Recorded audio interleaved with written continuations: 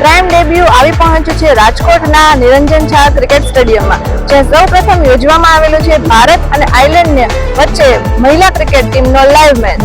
ભારત અને આયર્લેન્ડ વચ્ચે 3 વન-ડે મેચની શ્રેણી આગામી 10 જાન્યુઆરીથી રાજકોટના નિરંજન ઝા સ્ટેડિયમ ખાતે રમનાર છે. ત્યારે બંને ટીમના ખેલાડીઓ દ્વારા મેદાન પર નેટ પ્રેક્ટિસ શરૂ કરી દેવામાં આવી હતી.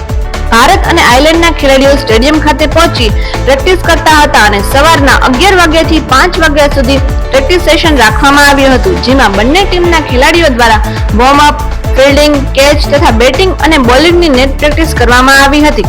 ભારત અને આયર્લેન્ડ વચ્ચે 3 મેચની સિરીઝ વચ્ચે 10 જાન્યુઆરીથી શુક્રવારથી રાજકોટના નિરંજન ઝા સ્ટેડિયમ ખાતે રમનાર છે, જેને લઈને આજે બંને ટીમ દ્વારા નેટ પ્રેક્ટિસ કરવામાં આવી હતી અને સવારના 11 વાગ્યાથી 5 વાગ્યા સુધી બંને ટીમના ખેલાડીઓ દ્વારા પ્રેક્ટિસ થઈ હતી અને જીત માટે સતત 3 દિવસ નેટ પ્રેક્ટિસ માટે સામે ટકરાશે.